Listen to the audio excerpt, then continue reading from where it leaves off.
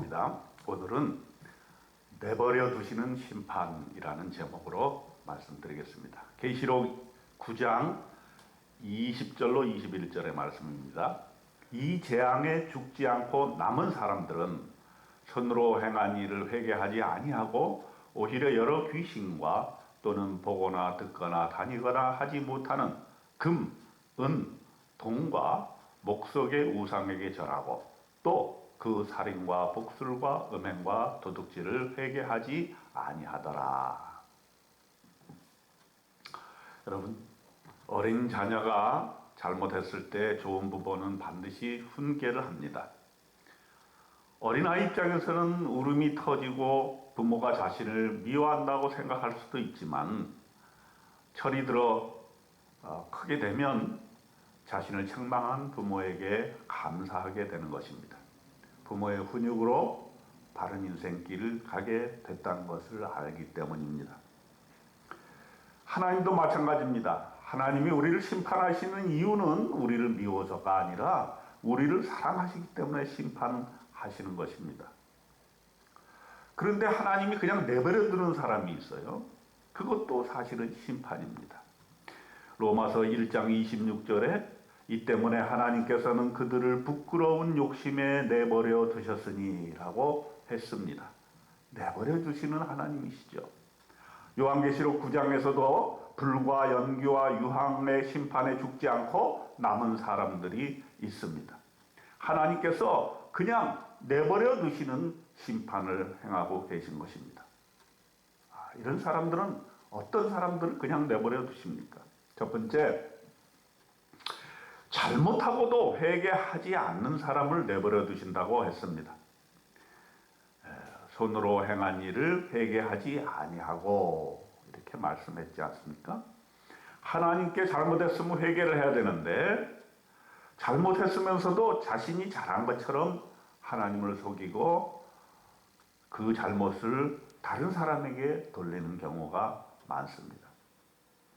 우리는 하나님께 잘못을 했으면 바로 회개하고 하나님께 돌아와야 됩니다.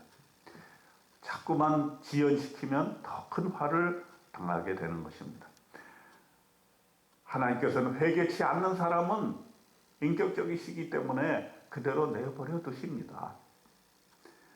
자신의 잘못을 회개치 아니하고 돌이키지 아니하면 사실은 그 자체가 심판이고 그 스스로가 몰락하게 되는 것입니다. 자기 손으로 행한 잘못을 남 핑계 대거나 회개치 아니하고 그 잘못을 자꾸 반복하게 되면 결국은 스스로 망하게 되는 것입니다. 차라리 냉혹한 심판을 받고 채찍질을 받는 것이 좋지 않겠습니까? 회개하고 돌아오는 것이 우리 인생에 참으로 큰 도움이 되는 것입니다. 그러므로 우리는 하나님께 잘못했으면 바로 하나님 앞에 회개해야 되겠습니다.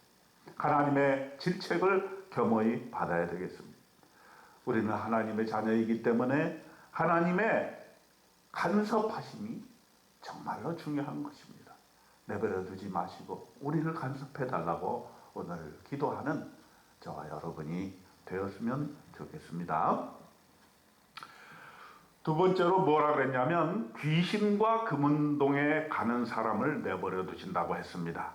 오늘 본문에 보면은 여러 귀신과 또는 보거나 듣거나 다니거나 하지 못하는 금, 은, 동과 목석의 우상에게 절한다 했습니다.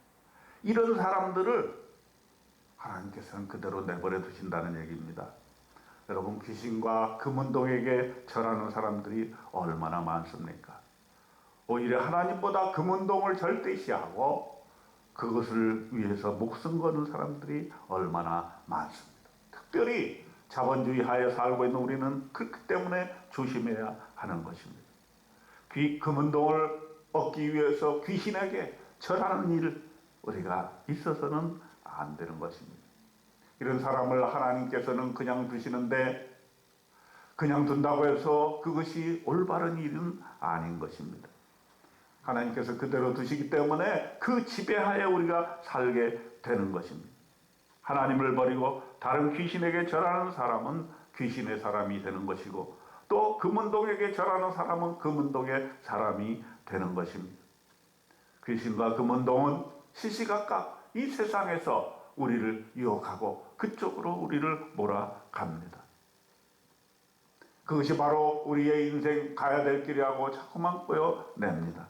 그러나 눈앞에 보이는 이익을 위해 귀신과 금은동에게 절하게 되면 그런 인생에 빠지게 되고 그런 인생의 지배하에 놓이게 되는 것입니다. 자기는 자유한 것 같지만 결코 자유가 아니라 금은동에 매여 살게 되는 것입니다. 하나님은 그러한 삶을 그대로 내버려 두시는 경우가 있습니다. 우리를 강요하시지 않습니다. 하나님은 인격적인 존재이시기 때문에 우리가 우리의 판단대로 우리의 인생을 사는 것에 대해서 간섭하지 아니하십니다. 그러나 간섭하지 않는 것이 좋은 것이 아닙니다. 하나님께 멀어지게 되고 또 그러한 인생의 소용돌이에 빠지게 되는 것입니다. 그대로 내버려 두는 것이 심판인 것입니다. 우리는 이렇게 기도해야 되겠습니다. 하나님께서 우리가 하나님 이외에 다른 길로 갈 때 우리를 간섭해 주시고 우리를 채찍질 해달라고 하나님께 오늘 기도하는 저와 여러분 되셔서 하나님의 놀라운 축복을 받고 하나님과 함께 동행하는 삶 오늘도 살아나가시기를 주님의 이름으로 축원드립니다.